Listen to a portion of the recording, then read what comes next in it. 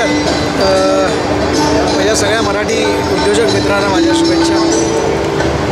गेली अनेक वर्ष मी पण व्यवसायात आहे आणि मला नेहमी असं वाटतं की self your respect your self आपण जसं म्हणतो.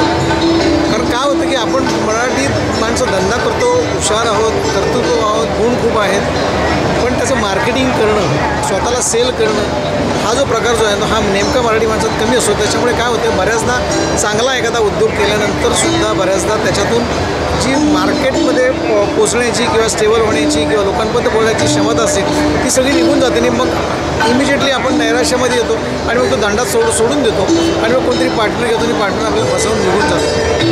मला असं वाटतं की मराठी माणसाने केवळ मराठी न राहता इतर भाषिक काय करतात याचा जर आपण अभ्यास केला तर कदाचित आपण खूप छान पद्धतीने बिझनेस करू शकतो आणि तुम्ही कराल तो बिझनेस होऊ शकतो.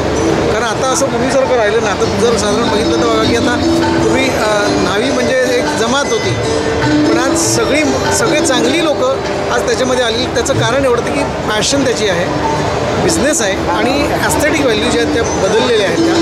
त्या ॲस्थेटिक व्हॅल्यूचा आपण कसा काय वापर करायचा असे असंख्य धंदे आहेत.